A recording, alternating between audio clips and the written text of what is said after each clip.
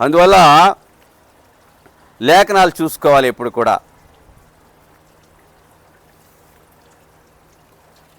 మనము 20వ శతాబ్దాన్ని 21వ శతాబ్దాన్ని కూడా చూసాం. మనం 20వ శతాబ్దంలో ఒక అద్భుతం చేశాడు దేవుడు.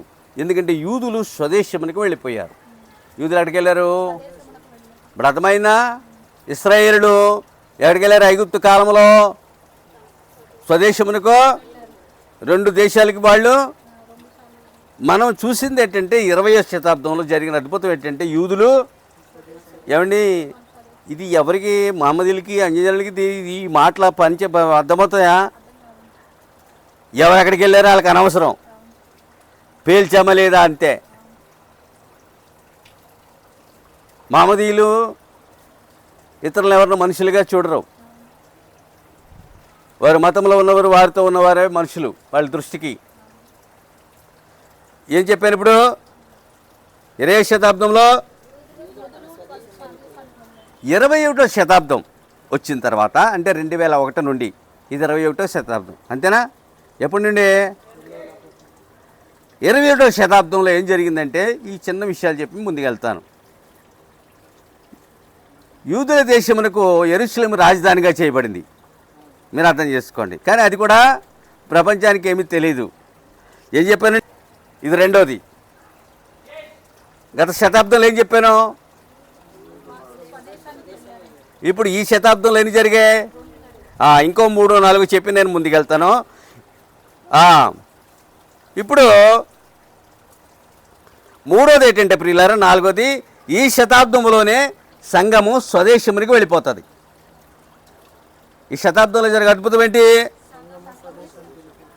ఈ శతాబ్దంలోనే 3వ ప్రపంచం మీద వస్తుంది. ఈ శతాబ్దంలోనే 1000 ఏండ్ల పరిపాలన ప్రారంభించబడుతుంది. మొత్తం 7 20 శతాబ్దంలో 1 జరిగింది.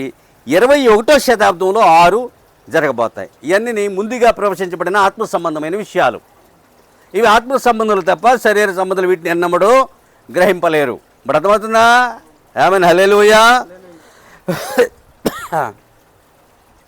మరలా మనము చూడకపోయినా కానీ ఈ శతాబ్దంలోనే మోషే ఏలియాలు యూదుల దేశానికి వెళ్ళి యేసుక్రీస్తు నామములో సువార్తను ప్రకటిస్తారు. దేవునికి స్తోత్రములు కలుగునుగాక, హల్లెలూయా.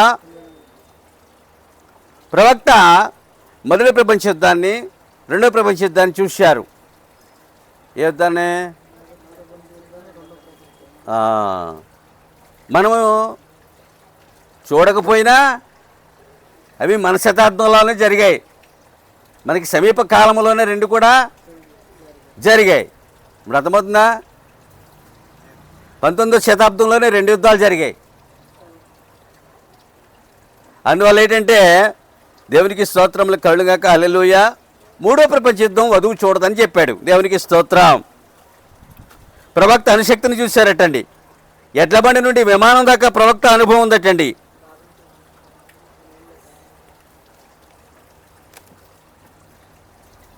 ప్రవక్తలైనా అపొస్తలులైన వధువైనా యెహోవా ఎలాగూ సెలవిచ్చుచున్నాడు అన్న దానితో ఉంటారటండి. ఇప్పుడు అర్థం చేసుకోండి. కొంచెం శ్రద్ధగా నా వైపు చూస్తే మీకు చక్కని విషయాలు మీకు చక్కగా అర్థమవుతాయి. ఇప్పుడు ఆన్ అవుతుందా? ఆన్లో ఉందా? ఇప్పుడు అర్థమవుతుందా? ప్రవక్తలు, అపొస్తలులు, వధువు యెహోవా ఎలాగూ సెలవిచ్చుచున్నాడు అన్న దానితో ఉంటారు. సంభవించుతున్న సంగతులకు మీరు సాక్షులు కనుక మీ జీవితములు ధన్యమయ్యాయి. ఎందుకంటే మనమే సాక్షులు మాటలకి, ఇతరులు ఎవరు సాక్షులుగా ఉండలేరు. అందుకని మీ జీవితాలు ధన్యమయ్యాయి.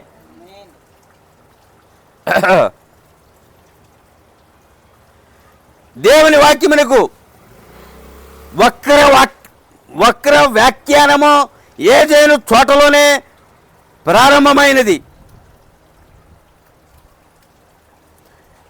ఎవరైతే యెహోవా ఎలాగూ సెలవిచ్చుచున్నాడు అన్న దానితో నిలువరో ఏమంటాడు అక్కడ? అటువారు సాతాను యొక్క తప్పు వ్యాఖ్యానంలో పడిపోతారు.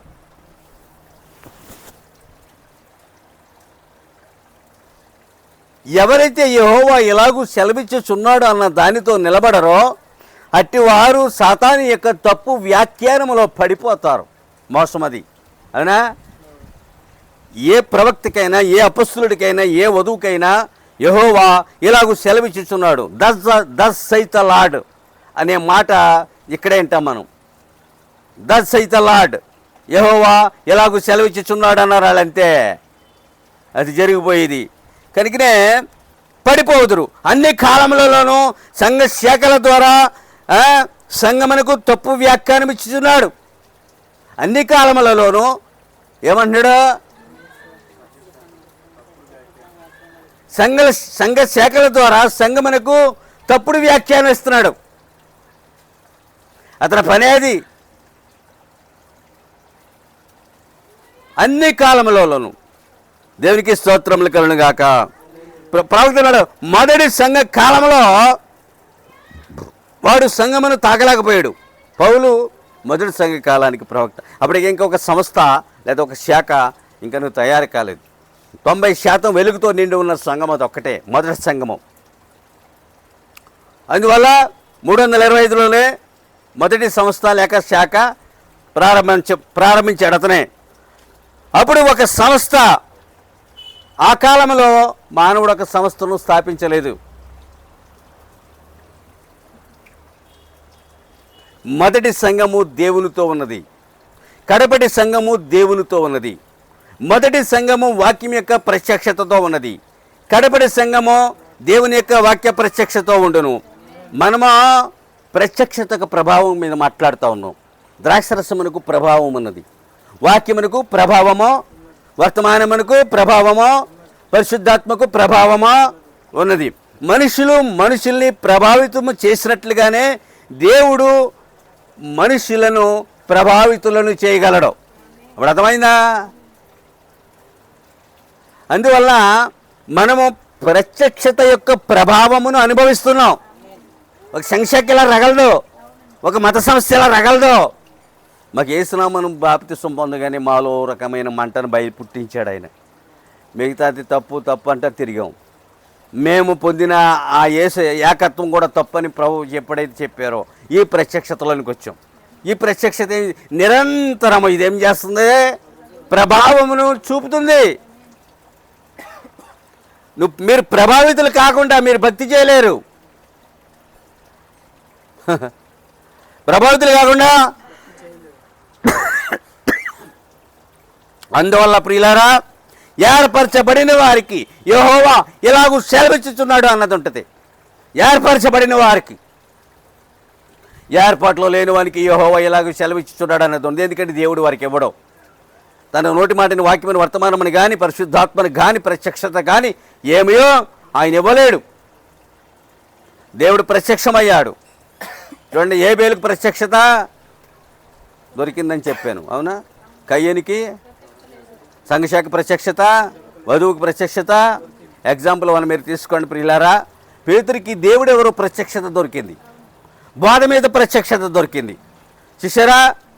కనుక అది వారిని ఏం చేసింది? ప్రభావితం చేసింది. అది ఏం చేసింది? ఇవాళ ఈ వర్తమానం సంఘాన్ని ఏం చేస్తుంది? ప్రభావితం చేస్తుంది. మద్యం తీసుకున్నాడు ఎందుకు అలా ఉంటాడు?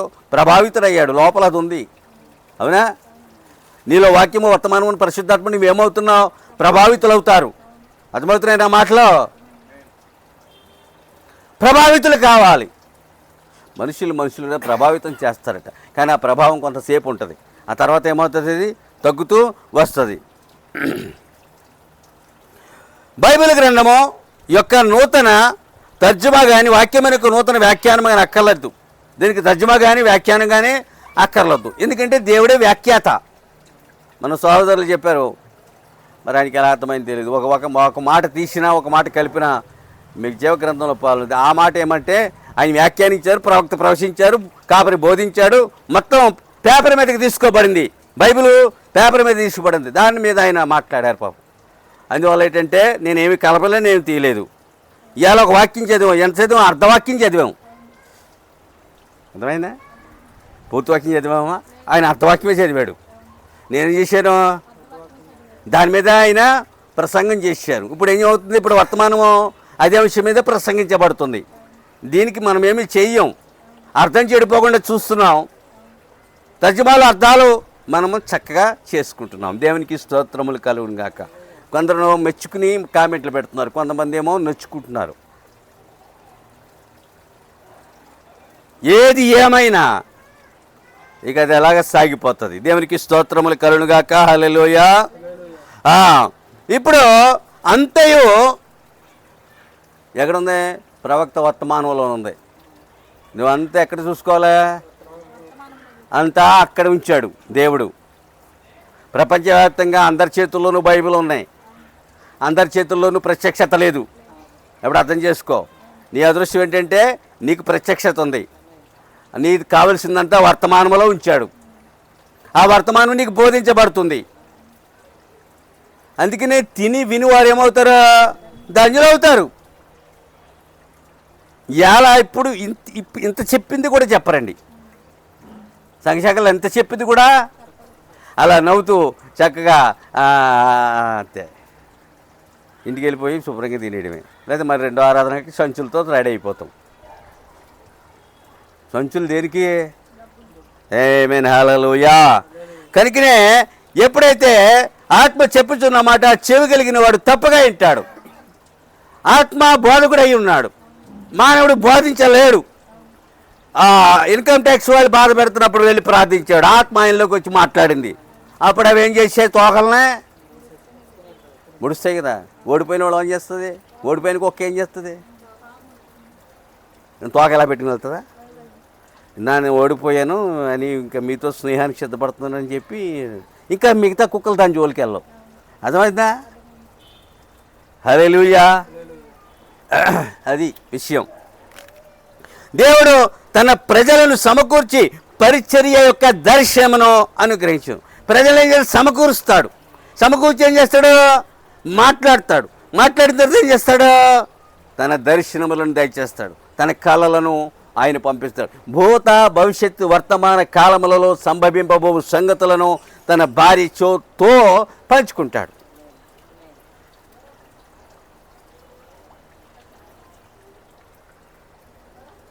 ఇలాంటి ఆత్మ సంబంధమైన సంగతులు ఎవరు అనిపిస్తారు? ఏర్పరచబడిన వారు మాత్రమే అనుభవిస్తారు. పరలోకపు దేవుడు భూలోకపులో ఉన్న మనుషులతో మాట్లాడడం మామూలు విషయమేమే కానే కాదు. మనిషి తింటాడు, కాస్త ఏదైనా తాగుతాడు, కాస్త విశ్రాంతి తీసుకోవడం, కాస్త ఏదైనా పని చేసుకుంటాడు, కాస్త ఏదైనా సంపాదించుకుంటాడు, తన పడక మీద విశ్రమిస్తాడు. అంతవరకు ఒక మనుష్యుడు చేయగలిగిన పని. కానీ దేవుడు తాను ఏర్పరచుకున్న వారితో ఆయన లెక్కలేని సంగతులు పంచుకుంటాడు. అబ్రహాముతో పంచుకున్నాడు, ప్రవక్తలతో పంచుకున్నాడు, అపస్తులతో పంచుకున్నాడు, ఈ కాలపు ప్రవక్తతో పంచుకున్నాడు. తన సంఘముతో నేడు ఆయన ఎంతో తన సంగతులను పంచుకుంటున్నాడు. ఆయన అని ఏకాకిగా మిగిలిపోలేదు. అందుకని ఏర్పరచబడిన వారు, అది ఎంత అద్భుతమో చూసుకోండి ప్రియులారా. ఏర్పరచబడిన వారు. ఇప్పుడు చూద్దాం. దేవుని ప్రతి వాక్యము సంపూర్ణ సత్యము అయ్యుండి పరిశుద్ధాత్మ వలన ప్రేరేపింపబడి జీవమునిచ్చుచున్నది అన్నాడు. వాక్యములో జీవమున్నది, వర్తమానంలో జీవమున్నది. అవి రెండు ప్రేరేపించబడుతున్నాయి. వాటిలో జీవమున్నది. ఇది జీవము గల వర్తమానం ఇది. అందుకనే ప్రసంగ వేదిక మీద నుండి సంఘమునకు నిత్య జీవము బయలు వెళుతుందన్నాడు. తప్పు వ్యాఖ్యానం ఇక్కడ ఏమీ ఉండదు. ఇదిగో ప్రత్యక్షత ప్రభావం ఇదే చెప్తాం. ఇందులో దీన్ని మూలపాఠాన్ని తీసుకుంటాం. దీని మీద కాపరి మాట్లాడతాడు. దాన్ని ఎక్కడి నుంచే తెచ్చుకోవాలి. అందుకే నేను వక్తను గాను, నేను వర్తమానికుడిని, మతవర్తకుడిని అంతకన్నా కాను. దీన్ని ఇలాగ చూపించి డబ్బుని గుంజుకొచ్చే పని మన దగ్గర ఏమీ లేదు. అవునండి. Amen, hallelujah. Wise outside please. కూర్చో బాబు.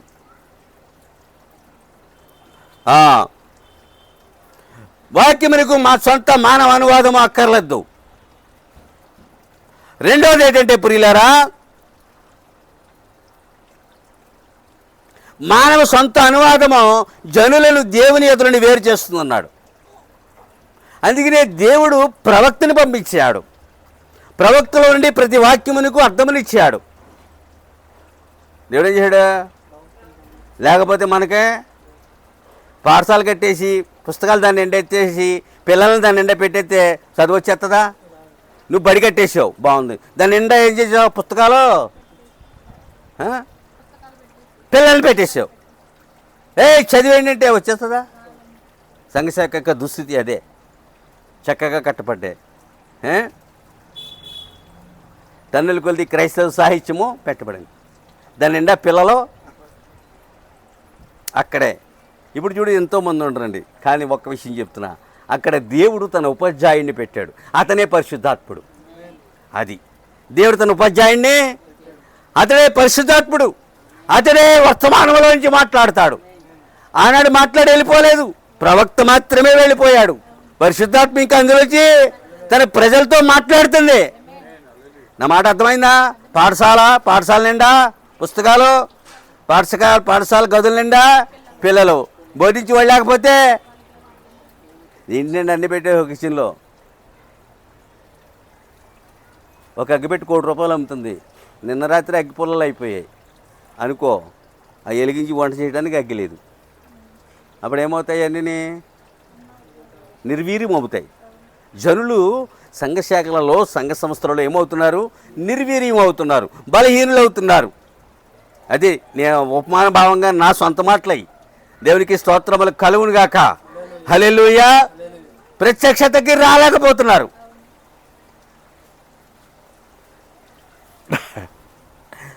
సొంత వ్యాఖ్యానం అక్కర్లేదు. అయితే మానవ బోధలు ఏం చేస్తాయట? జనులను ఆత్మీయ మరణములోనికి నడిపించును అన్నాడు. మనుషులు ఆత్మీయంగా చచ్చిపోయినారు. ఇప్పుడు శరీరంలో మాత్రం టన్ను బరువు గల బలవంతులుగా ఉన్నారు. కానీ ఆత్మలు ఏమయ్యారో? They are died. ఆత్మలో మరణించి శరీరంలో జీవించి ఉన్నది ప్రపంచము. అందుకని అట్టి బోధలు, అట్టి వ్యాఖ్యానములు, అట్టి అనువాదములు, అట్టి మానవ ప్రయత్నములన్నీ సంఘమును ఆత్మీయ మరణంలోనికి నడిపించును అన్నాడు. అందుకని ఈ వాక్యం యొక్క ప్రత్యక్షత ఎవరికీ దొరకదు. ఈ బాప్తిస్మము, ఈ పరిశుద్ధాత్మ,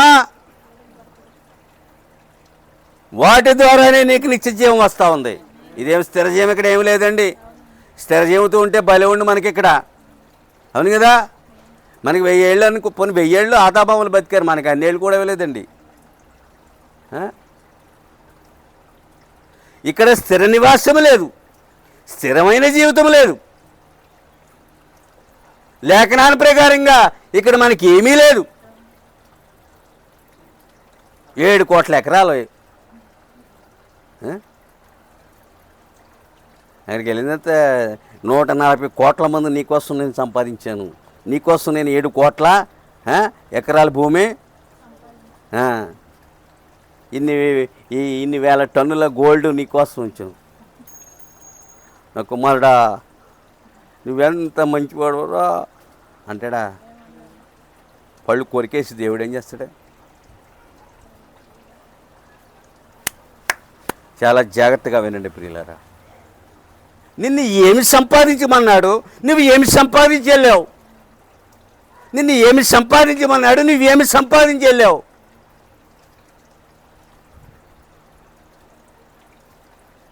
నిన్ను నశించి ఒక ఆత్మను సంపాదించమన్నాడు. అది సువార్త లేకుండా చేసుకున్నారు వాళ్ళు. ఇతర మతాల వల్ల అది కూడా ఒక మతమై ఏమైంది? దేవుని సువార్త చేయదు. అది ఇప్పుడు నుంచే కదండి, ఎప్పుడు చేయదు.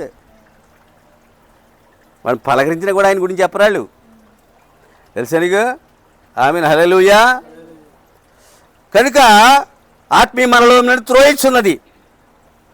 బయలుపాటు అంటే పరలోకం నుండి వచ్చును. ఏం చెప్తా? బయలుపాటు అంటే అక్కడి నుంచి రావాలండి. ప్రత్యక్షత అనేది అక్కడి నుంచి రావాలి. ఏబేలుకి అక్కడి నుంచే వచ్చింది ప్రత్యక్షత, కయ్యనికి రాలేదు. పేతురికి ప్రత్యక్షత నీ రక్తమాంసాలు నీకు ఇవ్వలేదు, కానీ నేను కూడా నీకు ఇవ్వలేదు, కానీ పరలోకంలో నుండే నీకు ఆ ప్రత్యక్షత వచ్చిందని పేతురుతో మాట్లాడాడు. మొదటిది. 2 బాధ విషయంలో ప్రత్యక్షత పొందాడు. అది 2. ఇలాగ చాలామంది ప్రత్యక్షత. ఇక్కడ మన గురించి ఏమన్నాడంటే, మీకు కూడా ప్రత్యక్షత వచ్చింది అన్నాడు. అదేంటి? బోధ మనకి దొరికింది. ప్రవక్త యొక్క బోధ దొరికింది, అపొస్తలుల యొక్క బోధ దొరికింది, ఆ నిజమైన బాప్తిసం దొరికింది. తద్వారా పరిశుద్ధాత్మ మనకి దొరుకుతున్నది. ఏవయ్యా నాకెంత ఇంకో 60 ఉంటున్నా అంటే ఉండనని మీకు అర్థమైందా? నేను ఏమి చేసి వెళ్ళాలి? ఒక నశించిపోతున్న ఆత్మను రక్షించుతూ వెళ్ళాలి, అంతేనా? అంటే స్థిర నివాసం ఇక్కడ ఉందా? వర్తమాన కాపులు కూడా ఇవాళ డబ్బుకి లోనైపోయారు. డబ్బుని మాత్రమో హైదరాబాద్లో ఉండి ఎంతమంది హైదరాబాద్ వచ్చి వెళ్ళిపోతున్నారు తెలుసా వర్తమాన కాపుర్లో? మన కాపురని అడిగాను, ఇలా రావడం అవసరమేముంది? ఒకవేళ జనులుంటే స్థానికంగా ఉన్న వర్తమాన సంఘాలకు అప్పగించండి అన్నాను. ఎక్కడున్నాయి మీరు చెప్తారా అన్నాడు. నేను చెప్తానా, నీకు తెలియవా? నేను అదే పని చేశానా? వసూలు చేసుకోవడానికి వెళ్తున్నాను నేను. ఏమైనా హల్లెలూయా. రవ్వంత లేదు వర్తమాన పాస్టర్స్లో, వర్తమానం మీలో రవ్వంత లేదు. యాక్షన్ స్టార్ట్ కెమెరా అంటాడు అంతే. అలాగే ఇప్పుడు చెప్పవలసింది అది అందులో. మరి నీ చేతికి మాట్లాడతాడా? మరో పాస్టర్ని గెలిచాను, టీషర్టు బొడ్డుగాడికే ఉంది, జుట్టు జీన్ ప్యాంటు అదో రకమైన బూటు. ఇలా చూశాను, నేను చూడగానే అతనికి అర్థమైపోయింది. కానీ ఒకటి మాత్రం గుర్తుపెట్టుకోండి, ఎలా ఉండాలో, నీ వస్త్రధారణ ఎలా ఉండాలి.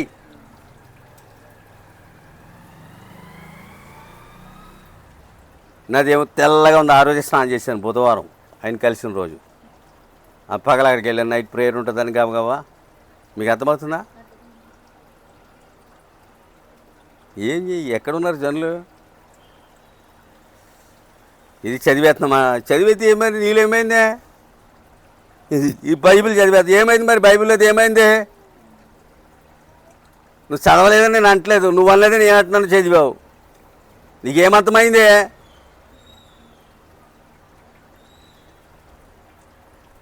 మీరు జాగ్రత్తగా వింటే మన ముందు వెళ్ళిపోయిన వాళ్ళ వలె, పరదేశంలో ఉన్న వాళ్ళ వలె మనము కూడా పరదేశంలో ఉండి నిత్యము జీవిస్తాం. లేకపోతే ఇంత సంగతులు చిత్తగించి వాళ్ళనో ఫలానా అలా ఉంటుందండి భక్తి ఎప్పుడు కూడా. నేను వర్తమాన పుస్తకం చదువుతున్నప్పుడు అందులో మనకి విశ్వాసం ఉందంట, దానికి కణుతులు వచ్చాయన్నాడు. మనకి విశ్వాసం ఉందంట, దానికి రోగం ఉందన్నాడు. శస్త్రచికిత్స వైద్యుల ద్వారా కణుతులను కత్తిరించమన్నాడు. ఆ ఆత్మీయ రుగ్మత ఏదైతే ఉందో దానిని వైద్యుని ద్వారా మీరు ఔషధం తీసుకుని మంచి నిజమైనటువంటి విశ్వాసముని కలిగి ఉండమన్నాడు.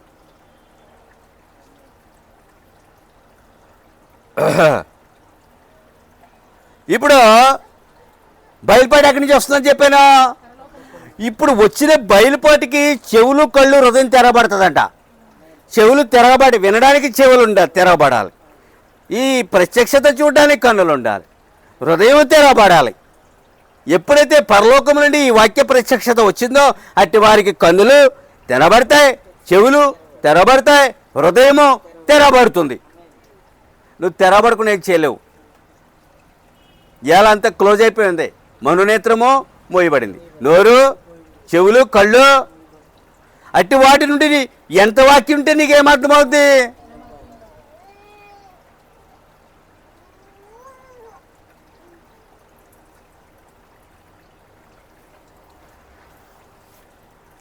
కనికిరే ప్రియులారా, ఏమన్నానండి? రక్షణ సంకల్పం అంతయు ప్రత్యక్షతలోనే ఉందన్నాడు. అది నిజం. ఏబేలు యొక్క రక్షణ సంకల్పము తన బలిలో ఉంది.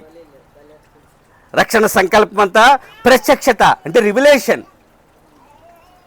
అర్థమైందా? ఆయన ప్రత్యక్షమైన మూలంగా నేను ఏమయ్యాను? రక్షించబడు. వాక్యం ప్రత్యక్షమైనప్పుడు మీరేమవుతారు? రక్షించబడతారు. రక్షణ సంకల్పం అంతా ఎందులో ఉంది? ప్రత్యక్షతలో ఉంది. ప్రత్యక్షత గురించి ప్రవక్త వాపోయారు. ప్రత్యక్షత మీకు ఇవ్వబడుతుంది. ప్రత్యక్షత వచ్చింది మీకు, మీరు ప్రభావితులు అవుతారు. మీరు ప్రభావము మిమ్మల్ని విడిచిపెట్టి వెళ్ళిపోతుంది. మీరు పరిశుద్ధాత్మ నీతో ఉన్నంతకాలం నువ్వు ప్రభావితుడు. వర్తమాన నీతో ఉన్నంతకాలము మీరు ప్రభావితులు అవుతారు. మనుషుల ప్రభావాలు ఎలిసిపోతాయి. కానీ ఈ ప్రభావము 30 ఏళ్ళుగా నన్ను విడిచిపెట్టి వెళ్ళట్లేదు. ఇప్పుడు అర్థమవుతుందా? ఇంకా రగులుతూనే ఉంది బండి. చూసారా? ఆమెను హల్లెలూయా. కనుకనే ఇప్పుడు చూడండి, నేను చెప్పాను రక్షణ సంకల్పం అంతా ప్రత్యక్షత మీద. ఫలములు ఫలించిన వారి యొద్ద నుండి దేవుని రాజ్యము తీసివేయబడుతుంది అన్నాడు. ఫలములు లేని వారి యొద్ద దేవుని రాజ్యం ఎప్పుడూ లేదు. ఫలం అంటే మాటలు కాదు, అది వట్టినే ఫలించలేము. సహనము, ఓర్పు, దీర్ఘశాంతము, ప్రేమ, మంచితనము, దయాళత్వం, విశ్వాసం ఇలాగ 9 ఉంటాయి. ఒక్కో దాని మీద ఒక రోజు చదువుకోండి, ఒక్కదాని మీదే ఉండవు. దయాళత్వం అంటే ఏంటి? దయ అంటే ఏమిటి? విశ్వాసం అంటే ఏంటి? ప్రేమ అంటే ఏంటి? సంతోష, సమాధానం. ఈ ఫలములు లేకపోతే మీరు దేవుని రాజ్యం మీ ఎద్దు నుండి తీసివేయబడింది. అది ఎప్పుడో, అవి లేని వారి ఎద్దు నుండి ఎప్పుడో తీసివేయబడింది. మరి ఇక దేవుని రాజ్యంలో ఉన్నాం, సంఘంలో ఉన్నాం, వాక్యంలో ఇందులో ఉన్నాం. ఫలమే. నేను అదే పని చెప్తాను మా పిల్లలకి. ఫలములు ఫలించేటి ఫలముల వలె, ఫలించేటి చెట్టు వలె. ఈ వీధిలో ఏదో జరిగితే మేము వెళ్ళిపోలేకే, మేము నలుగురు వెళ్ళిపోతే వాళ్ళు పారిపోతారు. అవునా? మేము నలుగురు వెళ్ళిపోతున్నాం కింద కర్రలు తీసుకుని మీదకి. ఆ తర్వాత ఇంకో 10 మంది ఎక్కువ అయ్యారనుకో, అప్పుడు మేము పారిపోతాం. అటప్పుడు మేము వెళ్తున్నామంటే మాలో ఏముండదు, ఏ ఫలము లేదు కనుక జనం మీదకే తిడుతుంటే తలుపులు వేసుకునే దినము నాకు ఉంది. వాడు ఇరుగు పొరుగులు రేపుతాడు, ఆ కారణంగా తిట్టిస్తాడు. ఇంకేం తోయలేదనుకో నేను తిడతారాళ్ళు.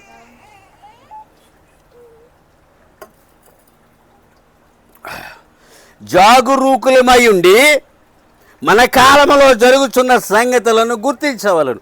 జాగరూకులమై ఉండి మన కాలములో జరుగుతున్న సంగతులను గుర్తించవలను. జాగరూకం అంటే ఏంటి? జాగ్రత్త గలవారై. జాగరూకులు, జాగ్రత్త గల. మన కాలంలో జరుగుతున్న సంగతులను గుర్తించాలి. మన కాలంలో ఏ సంగతులు జరుగుతున్నాయి? జరగట్లేదా? 20వ శతాబ్దంలో ఏం జరిగింది? యెరూషలేము 21వ శతాబ్దంలో ఏమి జరగబోతున్నాయని చెప్పామో చూసారా? ప్రవక్త 7 కళ్ళొచ్చి 6 నెరవేరబోతుంది. చూసారా? ఇవన్నీ మనం ఏం చేస్తున్నాం? గ్రహించుకుంటున్నాం. జాగరూకులమై సంభవింపబో సంగతులను గ్రహించాలి లేదా గుర్తించాలి. ఇవాళ వండేసుకుని తినేసాం, రేపు బట్టలు ఉతికేసుకున్నాం, మంచిగా ధరించేసాం, షాపింగ్ వెళ్ళి వచ్చేసాం. అమ్మ ఎంత శ్రమ! కూర్చున్నాం, ఫ్యాన్ వేసుకున్నాం, మళ్ళీ వంటికి తినేసి పడకెళ్ళిపోయాము. అటువంటి జాగ్రత్త పర్ల వాళ్ళు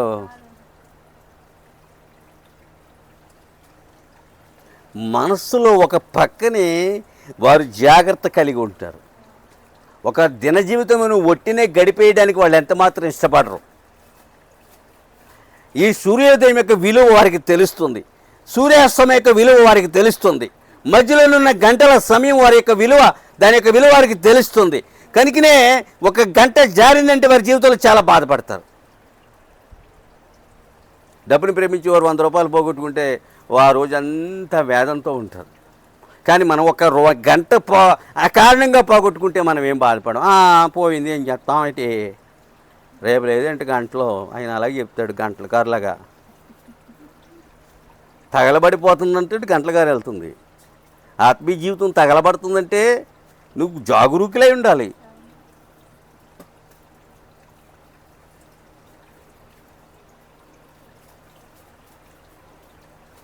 గంటలు నిమిషాలు ఎంత విలువైన మడి కట్టుకుని బతుకుతున్నావు. మీరు నమ్మని చెప్పకూడదు. ఈ వీడియో ప్రపంచం వెళ్తుంది. అంత శ్రద్ధ ఉండాలా? అంత జాగ్రత్త ఉండాలా? పై భక్తి ఏమీ దొరకదు. నేను నమ్మింది అది, నేను బోధిస్తున్నది కూడా చాలా ఖచ్చితత్వంతో ఉంటుందండి వర్తమానం. అందుకే నేను నామకార్తలు అయ్యారు. నామకార్తలు ఏమయ్యారు? చివరికే చల్లబడిపోయారు. ఉష్ణోగ్రత పడిపోయింది. 0 డిగ్రీలు ఉష్ణోగ్రత వేయలేదు. సరసోక్తులు, డబ్బు, శుభ్రమైన తిండి, బట్ట, దానికి వీళ్ళేమని పేరు పెట్టారు? దీవెన అని పేరు పెట్టారు. ఇంట్లో వాళ్ళకి దీవెనమ్మ అని పేరు పెట్టారు. మరి దైవని పేరు ఐశ్వర్యం అని పేరు పెట్టారు. ఆశీర్వాదం అని పేరు పెడతా ఉన్నారు. దేవుడు ఇంత డబ్బు ఇస్తే అది దీవెని కాదు అన్నాడు ప్రవక్త. నేను ఆశ్చర్యపోయాను, మరి ఏమిటి ప్రభువా? అలాగా తృప్తితో వెళ్ళిపోతున్నారు. ఇశ్రాయేలు దేవుని గురించి చాలా దూరం వెళ్ళిపోయారు. ఆమోసు కొండకి ప్రవశిస్తే తప్ప వాళ్ళకి అర్థం అవ్వలేదు. అర్థమైనా సరే మేము ఇంతగా దీవించబడ్డాము అని ఆ భ్రమలో వెళ్ళిపోయారు దూరం. దేవుడు వారిని విడిచి చాలా దూరం వెళ్ళిపోయాడు. పట్టణ ప్రజలు పట్టణం అక్కడే ఉంది, కానీ దేవుడు వారిని విడిచి అప్పుడు అమోరీయులు కత్తి పదును పెడుతున్నారు, యుద్ధానికి సిద్ధమవుతున్నారు. ఎవరి మీదకే కత్తి ఇలా పదును పెడతారు తెలుసా? ఆమోసు వచ్చి ప్రవచించాడు. కానీ వాళ్ళేమనుకుంటున్నారు?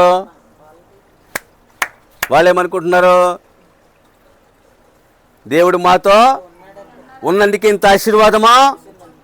ఇవాళ సంఘశాఖ యొక్క పాపం అభిప్రాయం కూడా అదే, దాని యొక్క అభిప్రాయం కూడా అదే. నీకు లేనిదేటి దానికి ఉన్నదేటి? హల్లెలూయా.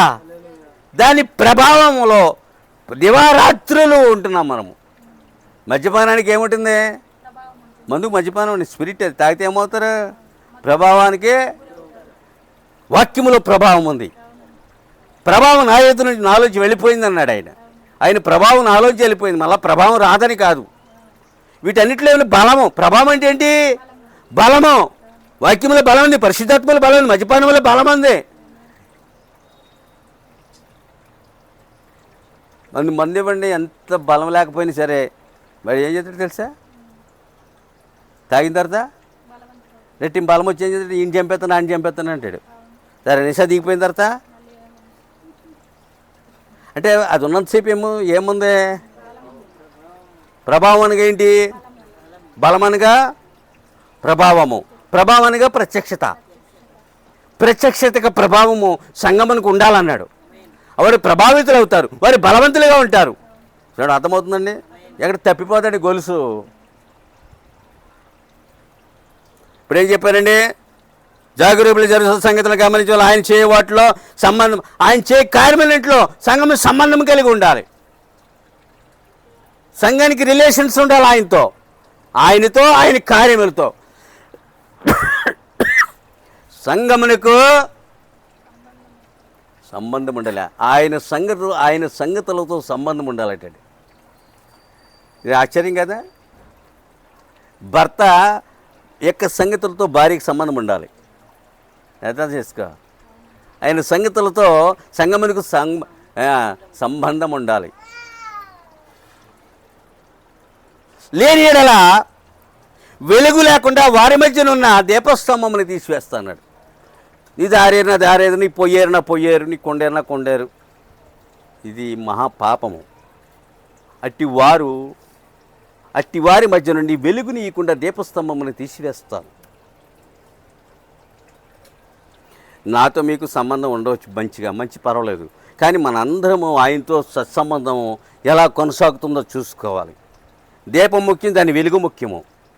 దాని వెలుగులో నడవడం అంతకన్నా ముఖ్యము. చీకటి అంత ప్రమాదము, మరణము మరొకటి లేదు. దీపస్తంభము లేకుండా జీవిస్తుంది. ఇప్పుడు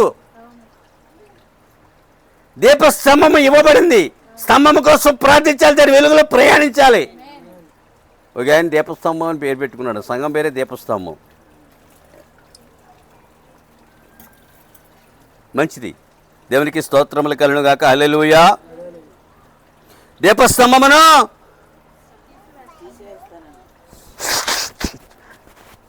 ఈ యొక్క శతాబ్దములో శేషించిన తన జనులపై ఆయన ఖచ్చితంగా పరిశుద్ధాత్మ కుమ్మరించునన్నాడు. ఈ యొక్క శతాబ్దంలో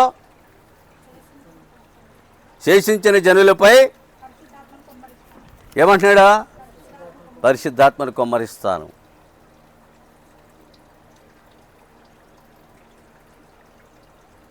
ప్రతి ప్రవక్త తన కాలములకు కావలసినటువంటి అధికారమును ప్రభువు నుండి పొందుకున్నాడు. ప్రతి ప్రవక్త తన కాలములో తమ కాలమునకు కావలసినటువంటి అధికారమును పొందుకున్నాడు. ప్రవక్తల అధికారంతో బోధించారు వాళ్ళు. వారి అధికారానికి తిరగలేదు సంఘం మీద. అర్థమైందా? వారి అధికారం లోకంలో చెల్లకపోవచ్చేమో, కానీ సంఘం మీద వాళ్ళ అధికారము అది ప్రభువు నుంచి అధికారం పొందుకున్నాడు. తమ తమ కాలంలో ప్రతి ప్రవక్త కూడా అధికారమును పొందుకున్నాడు.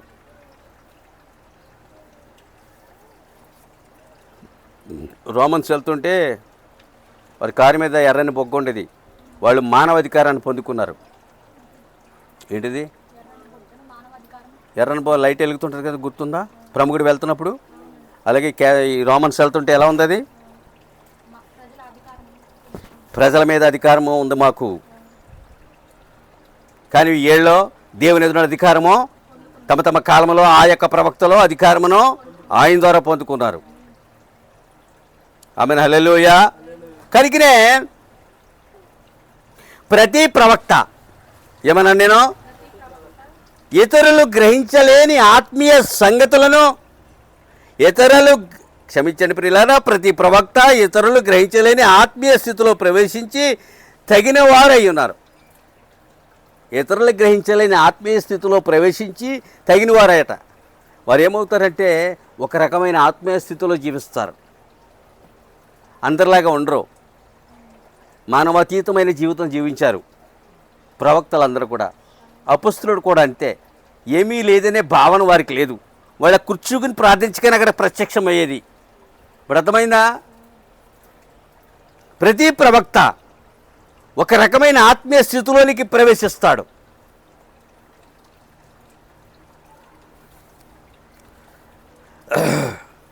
వినువారు బోధించేవారు అందరూ దేవుని దృష్టిలో దయ పొందిన వారు. వినువారు బోధించేవారు దేవుని దృష్టిలో అది వినువారు దయ పొందారు, బోధించేవారు దయ పొందారు.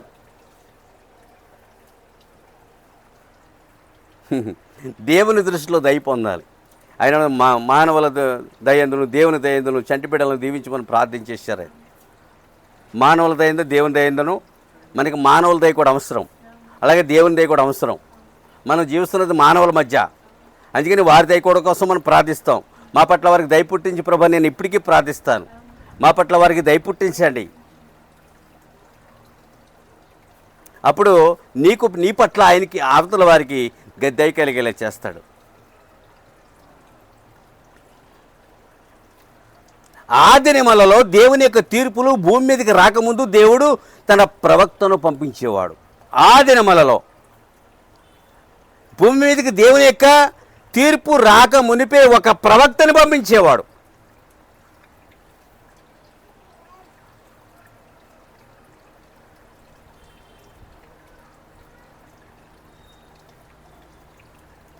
దేవుని యొక్క తీర్పు భూమిని కొట్టకముందే దేవుడు తన ప్రవక్తని నోవాహును పంపించాడు.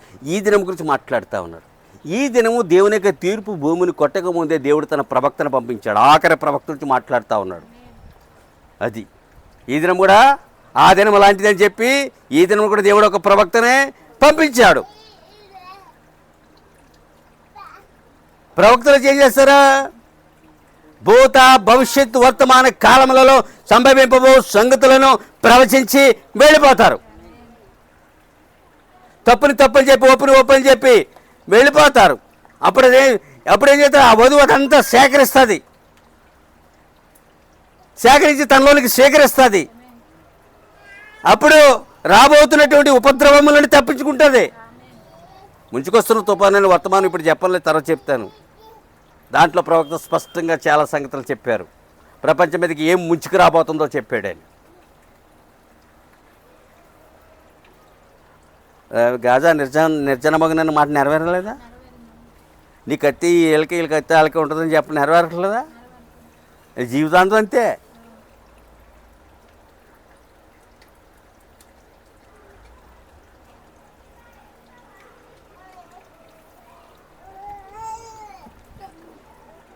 ఇప్పుడు ఈ దినమున దేవుని న్యాయ తీర్పు భూమిని తాకముందుకే, ఈ దినమందు దేవుని యొక్క న్యాయ తీర్పు భూమిని తాకకముందే దేవుడు తన ప్రవక్తను పంపాను. ఈ దినం గురించి మాట్లాడుతూ ఉన్నాడు. మన వర్తమాన కాపురంలో 100కు 100 వర్తమానములు ఉంటే ఈ పాటి ప్రభు యొక్క రాకడ అయిపోను అనమాట.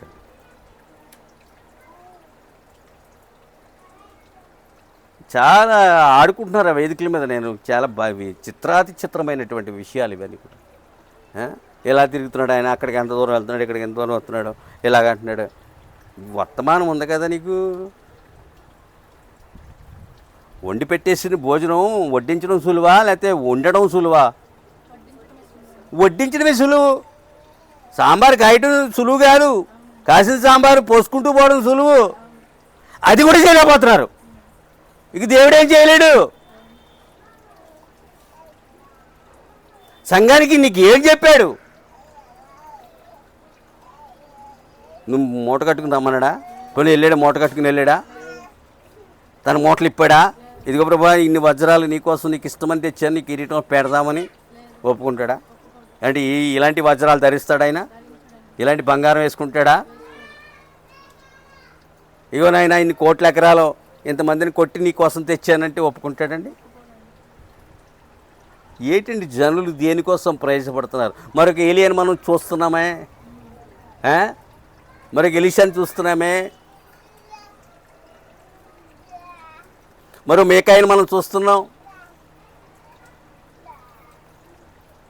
ఎలీషా వద్దన్నాడు, నీ డబ్బు నువ్వు పట్టుకుని వెనకెళ్ళిపో బాబు, నీకు నమస్కారం, అది మా ఇంట్లో ఉండడానికే నాకు ఏ వీలు లేదు, నా మనసు పాడు చేసేస్తుంది, అది దాని వెనకాల వెళ్తాడు. ఇంకా డబ్బు ఐశ్వర్యం వెనకాల ఎక్కడ ధనమ విస్తారం కూడా సకల నీచ కార్యాలు జన్మిస్తాయి. అవి జన్మిస్తాయి, పెరిగి పెద్ద అవుతాయి. ఇక ఇతను కిందకి వెళ్ళిపోతాడు, అవి పైకి వచ్చి కూర్చుంటాయి. అట్లా ఎన్నడూ కిందకి తోయలేడు. అని తోయగలడా? ఇప్పుడు జరుగుతున్నది వర్తమాన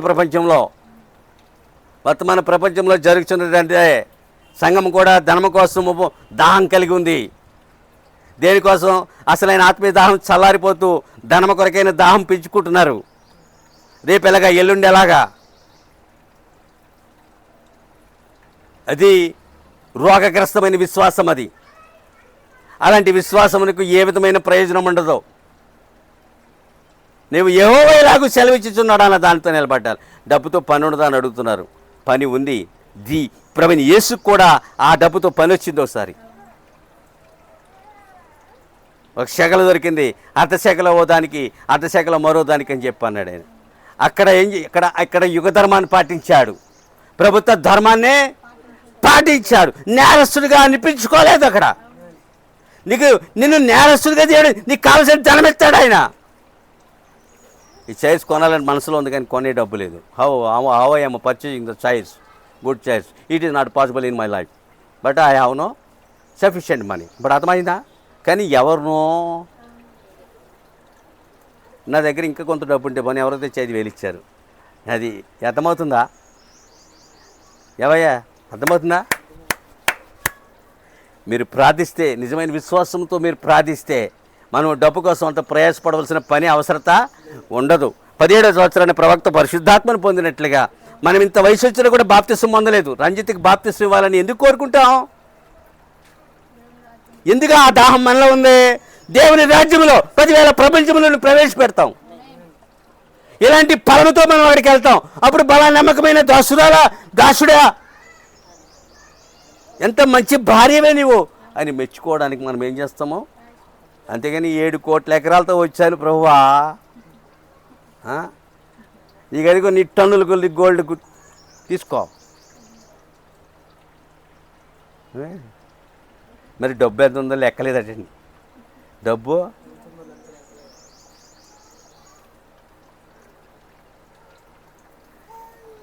140 కోట్ల మందిలో ఒక వ్యక్తి అయినా రక్షించబడితే, ఒక పక్షిరాజు అయిన ఉంటే, ఒక వధువు ఉంటే,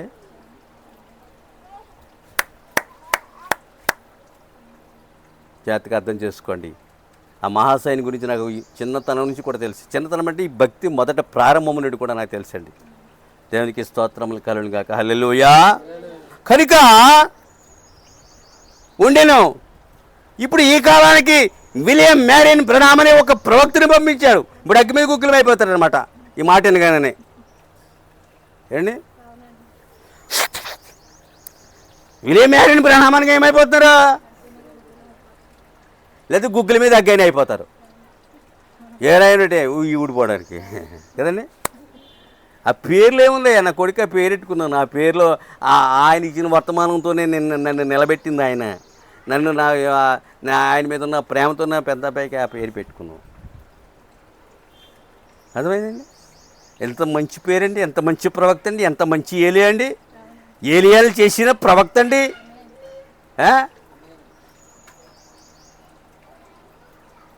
ఒక పేజీ ఎవరైనా చెప్పగలడా?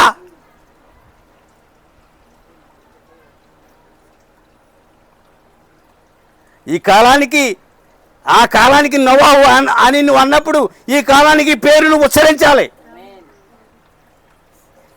దేవుని రక్షణ సంకల్పం అంతా ఫుల్ఫిల్ అయిపోయింది. You should ready about take the baptism in the name of Jesus Christ. నువ్వు తప్పదు ఇంకా, నీకు అంతే.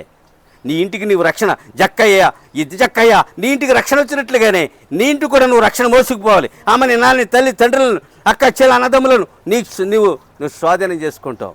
తుచ్చమైన వాటితో నేను కూడా ఉన్నాను. నేను మనిషిగా నేను ఏమండి, కానీ అవన్నీ మన నుంచి ఒతికించేస్తాడు ఆయన. అపర ప్రవక్తల వలె అవతరిస్తారు. ఇప్పుడు అర్థమవుతుందండి?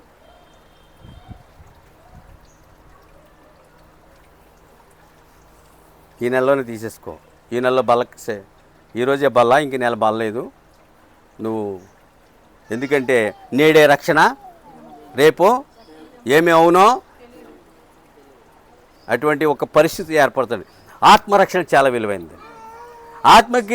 ఆత్మను రక్షించుకోవాలని ఇక్కడికి వచ్చాకే నాకు తెలిసింది. అసలు ఆత్మ ఉంది, ఒక మనసు ఉంది, దానికి ఒక ప్రాణం ఉంది, సిస్టమ్ అంతా ఉందనే సంగతి మనకి ఎప్పుడూ తెలియదండి.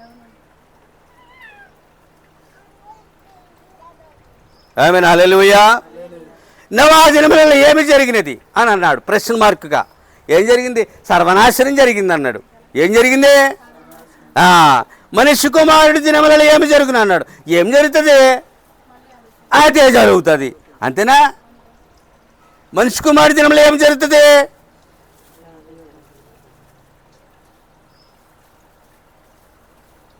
మనిషి కుమారుడు ఏంటండి? ప్రవక్తలుండి ఈ దినమో ప్రవచించాడంట. ప్రవక్త ఏం చేశాడు? అంతే. తాతకి లేకపోవచ్చు, అమ్మమ్మకి లేక, నానమ్మకి లేకపోవచ్చు, ముత్తాతకి లేకపోవచ్చు, కానీ ఎందుకో ఈ కాలంలో మీకు రక్షణ దొరికింది, నాకు దొరికింది, మీకు దొరికింది. దొరికినవాడు ధన్యుడు. మనిషి కుమారుడు ప్రవక్తలు నుండి ఈ కాలమునకు సంభవింపబో సంగతులను ప్రవచించాడు. నేను మనం ఏం చెప్పలేదండి. ఆయన ప్రవచించింది మ్యాగ్నెట్ టేప్ నుండి పేపర్ మీద తీసుకున్నారు. ఒక అంశం అన్నాను. ఆయన వ్యాఖ్యానించారు, ఈయన ప్రవచించారు, కాపరి బోధించాడు, అది కూడా పేపర్ మీద. మీరు ఒకటి తీసేసి ఒకటి కలుపుతున్నారు, ఒకటి కలిపి ఒకటి తీసేస్తున్నారని పోస్టులు వచ్చాయి. మేము సహోదరుడి విషయంలో బాధపడము. అర్థమవుతుందండి? నేను వాక్యం తీసేస్తాను, ఈ వాక్యం బాగాలేదురా దీన్ని కొట్టేయనంటే, నేను బైబిల్ తీసుకుని ఈ వాక్యం తీసేయంటేనే అది. ఏది కలపలేవు నువ్వు, ఏది తీయలేవు. అలాంటి స్థితిలో నిన్ను ఉంచాడు. కలిపి తీయవారిని ఏమనరు. అర్థమైందా? కలిపి తీయవారినే.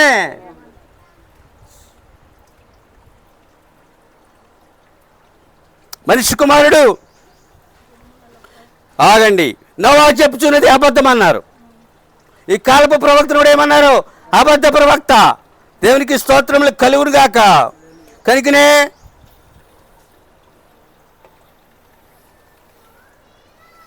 సంఖ్యాకలు ఏమంటున్నాయి ఈ వర్తమానాన్ని? అబద్ధ ప్రవక్త. అబద్ధికుని మీదకి అగ్ని స్తంభం రాదు అన్నాడు. అబద్ధికుడు స్వస్థతపరచలేడు అన్నాడు. అబద్ధికుడు నీ మనసులో ఉన్న సత్యములు, నీ మనసులో ఉన్న ఉద్దేశములు పైకి చెప్పలేడు. వివేచన వరం ఉంది ఆయనకి. నేను చూడగానే వివేచిస్తాడు. అది యేసుక్రీస్తులో ఉందట. అది నువ్వు దగ్గర స్త్రీతో ఆ వివేచన వరంతో ఆమె సంగతి చెప్పగలిగాడట. ఆ సేమ్ అదే వరముతో ప్రవక్త వాడబడ్డాడన్న చెప్పబడింది. అదే వరముతో ఎవరైనా మనసులో చెప్పగలనా?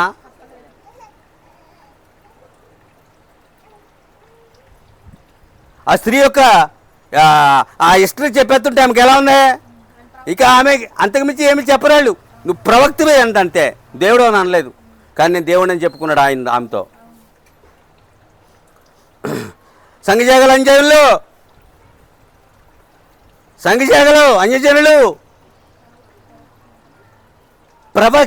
ప్రవచనము యొక్క ప్రాముఖ్యతను గుర్తించట్లేదు. అన్యజనులు గుర్తించబోయిన సంఘశాఖ అయినా గుర్తించట్లేదు. ప్రవచనము యొక్క ప్రాముఖ్యత ఏ ప్రవక్త వచ్చాడు, ఏమి ప్రవచించాడు, దాని ప్రాముఖ్యత ఏంటి, ఎందుకు అలా చెప్పబడుతూ ఉంది? దాని ప్రాముఖ్యత సంగమ వధువు గుర్తిస్తుంది. కనుకనే ఆమెతోనే దేవుడు ఉంటాడు. ఆమెకే కళలో, దర్శనాలు, స్వస్థతలు ఆమెకే పంపుతాడు. ఆమె అవసరతలను తీరుస్తాడు. ఆమెకి మంచి బట్టలు ఇస్తాడు, మంచి ఆహారం పెడతాడు, మంచి వాహనస్తులు వచ్చి నిజంగా ఇస్తారు ఆయన. ఇతరులకు కలిగినట్టు నీకు కలుగుతాయి. నువ్వు చెట్టు త్వరలో జీవించలేవు, కానీ దేవునికి ఒక ఇల్లు ఇవ్వాలి కానీ సంగతి అని తెలుసు. అవునా? మరి ఏలే కొండ మీద గుడి చేసుకున్నాడంటే ఇన్ని కోట్ల మందికి ఎన్ని కోట్ల కొండలు కావాలి, ఎన్ని కోట్ల గుడిసెలు కావాలి, నేను అలా జీవిస్తానంటే కుదురుతుందా? ఆ కాలానికి ఒక్క ప్రవక్త కనుక అలా ఇదైంది, అంతేనా?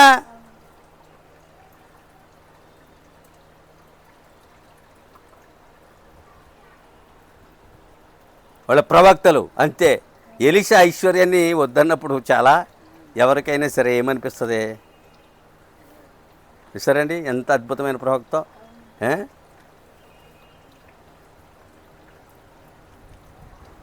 ఇప్పుడు ఏం చెప్పానండి?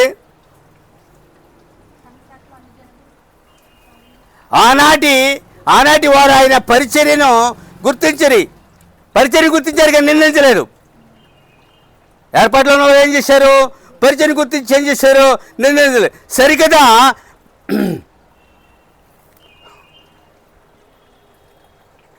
ఆయన కొరకు చనిపోవడానికి నిర్ణయించుకున్నారండి. అది ఆయన కొరకు చనిపోవడానికి నిర్ణయించుకున్నారు. పరిచర్య నిందించలేదు, పరిచర్య అబద్ధమని చెప్పలేదు. వాళ్ళు ఆయన కొరకు చనిపోవడానికి నిర్ణయించుకున్నారు.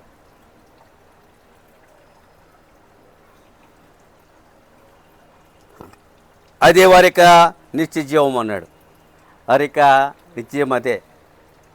లోకమంతా సంపాదించుకుని ఒకడు తన ప్రాణం పోగొట్టి తనకేమి ప్రయోజనమో, ఒకడు తన ప్రాణమునకు ప్రతిగా నాకు ఏమి ఇవ్వగలడు. నువ్వు వాక్యమును సంపాదించాలి, వర్తమానమును నీ యాత్ర చివరి వరకు పరిశుద్ధాత్మతో ఉండాలి. అదే నీ నిత్య జీవము. నువ్వు వాటితో వెళ్తేనే ఇష్టపడతాడు. నువ్వు వెండితో వెళ్ళి, బంగారంతో వెళ్ళి, డబ్బుతో వెళ్ళినా, భూమండలం అంతా మూట కట్టుకుని వెళ్ళినా, ఇవి లేనప్పుడు నాకెందుకు అయ్యి అని అడుగుతాడు. అయ్యి ఇప్పుడు అర్థమైందా?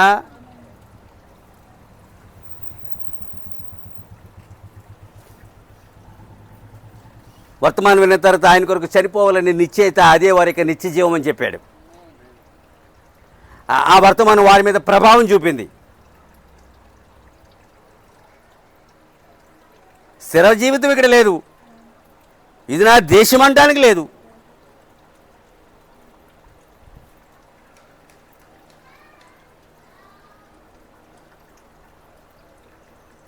ఏర్పాట్లో లేని వారు ఆయన చంపాలని చూశారు, ఏర్పాట్లో ఉన్నవారు ఆయన కొరకు చనిపోవాలని చూశారు. ఏర్పాట్లో లేనివారు, ఏర్పాట్లో ఉన్నవారు ఆయన కొరకు. ఎంత డిఫరెంట్ ఉంది చూడండి అక్కడ.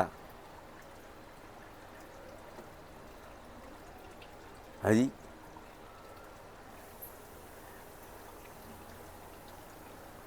ఎంత కాలమైతే దేవుని వాక్యములు నిలిచి ఉందరో అంతకాలము దేవుని ఆశీర్వాదములు వారిని వెంబడించును. ఎంత కాలమైతే దేవుని వాక్యములో వారు నిలిచి ఉందరో అంతకాలము దేవుని యొక్క ఆశీర్వాదములు వారిని వెంబడించును. నా నీతిని రాజ్యం వెంబడించండి. నీతి ఏంటో తెలదో, రాజ్యం ఏంటో తెలదో, ఎలా వెంబడించాలో తెలియదు.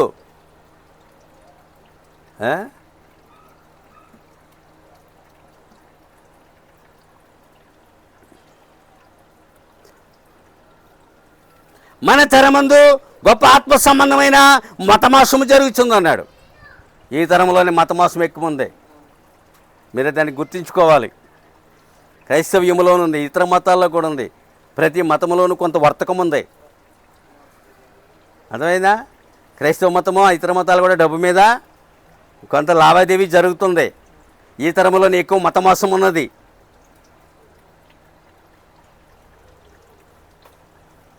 నాటి నుండి నేటి వరకు మతమోసము సంఘమును వెంబడిస్తున్నది. నాటి నుండి నేటి వరకు మతమోసము సంఘమును వెంబడిస్తూ ఉన్నది. ఏర్పరచబడిన వారు ప్రత్యక్షత ప్రభావం కింద కొనసాగిపోతారు. అలాంటి మోసాలకు వారు గురికారని ఏర్పరచబడిన వారు ప్రత్యక్షత యొక్క ప్రభావములో కొనసాగిపోతారు. అర్థమైందా? మద్యమునకు ద్రాక్షరసమునకు వాక్యమునకు ప్రభావం ఉన్నట్లే ప్రత్యక్షత కూడా ప్రభావం ఉన్నది. దానిని విని తినిన వారు ప్రభావితులు అవుతారు. ఏమవుతారు? ప్రభావితులు అవుతారు.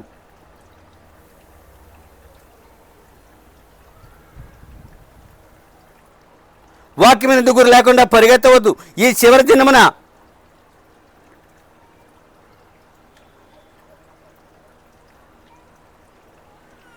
ఏమన్నానండి? వాక్యమైనది గురి లేకుండా పరిగెత్తవద్దు. సంఘశాఖలు తీవ్రమైన నిరాశలో ఉన్నవి, గురి కుదరక పరిగెడుతున్నవి. గురి కుదరక పైగా నిరాశలు ఉన్నాయి, నిస్పృహలు ఉన్నారు. గురి కుదరక పరిగెడుతున్నాయి. పాపం గురి లేదు. వారు చేరడం ఒక గమ్యము, ఒక లక్ష్యము ఏర్పరచబడలేదు. సంఘశాఖ యొక్క దుస్థితి అది. వినాలి, తినాలి, ప్రభావితులు కావాలి. ద ఇంపాక్ట్ ఆఫ్ రివల్యూషన్ చాలా అద్భుతమైన వర్తమానం అది. ఈ వారం అంతా వర్తమానం ఉన్న కొన్ని గంటలు కేటాయించాలి. లేకపోతే వర్తమానం ఊరికినే రాదు సంఘానికి. వేదిక మీద ప్రసంగ వేదిక మీద నుండే సంఘానికి నిత్య జీవం బయలు వెళ్ళాలి. ఈ వర్తమానం అంతా మీరు విశ్లేషించుకుంటారు ఆత్మలో. వినేవారు, రాసుకునేవారు, లేకపోతే రికార్డ్ చేయవారు, ఏదైనా జరుగుతూ ఉంది. నువ్వు ఎక్కడి నుంచి మాట్లాడారు? ఇక్కడి నుంచే మాట్లాడాను. ఇదిగో ఇంకంతే. మళ్ళా జవాబు మీరు అక్కడి నుంచి చూసుకోండి, దాంట్లో చూసుకోమని చెప్తాను నేను. దాన్ని చదువుకోండి. సిద్ధ మనసుతో వడ్డించమన్నాడు, పంచిపెట్టమన్నాడు. వాక్యాన్ని శుద్ధ మనస్సుతో పంచిపెట్టమన్నాడు.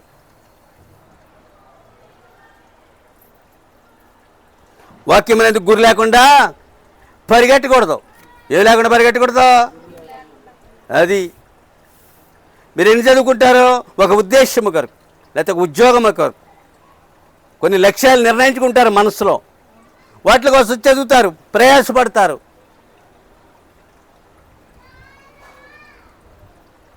గురి గమ్యం లేకుండా ఎవరో భక్తి చేయకూడదు. ఎందు నిమిత్తం భక్తి చేస్తున్నావు? నీకు ఆత్మీయస్పృహ కలిగి లేకుండా నువ్వు భక్తి చేయకూడదు. దేవునికి స్తోత్రములు కలిగాక హల్లెలూయా. కనుక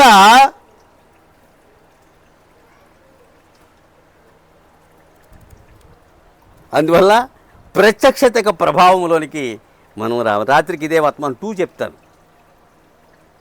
రాత్రికి దీని మీద 3వ భాగం చెప్తాను. ఇది 2వ భాగం. గతంలో భాగం అయిపోయింది. ప్రత్యక్షత లేకుండా భక్తిని చేయకూడదన్నారు. ప్రత్యక్షత లేకుండా ఆదాము 2 కొడుకులు, ఆదాము బలి అర్పించుట 2 చూశారు. ఆదాము బలి అర్పించుట, ఎందుకంటే దేవుడు బలి అర్పించడం ఆదాము చూశాడు. నా మాట వింటున్నారా? దేవుడు బలి అర్పించడం ఆదాము ఏం చేస్తున్నాడు? ఎలాగా? దేవుడు అర్పించినట్లుగా. ఇప్పుడు అర్థమైందా? ఆదాము యొక్క బలిని ఎవరు చూస్తున్నారు? ఒకరికి ప్రత్యక్షత వచ్చింది. తమ తండ్రి ఏది చేశాడో ఆ కొడుకు అదే చేశాడు, కానీ మరో కొడుకు అది చేయలేకపోయాడు. వాళ్ళు అదే డిఫరెంట్ అండి. దేవుడు ఏం చేశాడు? ఆదాము అదే చేశాడు, కానీ ఆదాము ఏం చేశాడో హేబేలు అదే చేశాడు, కానీ కయీను చేయలేకపోయాడు.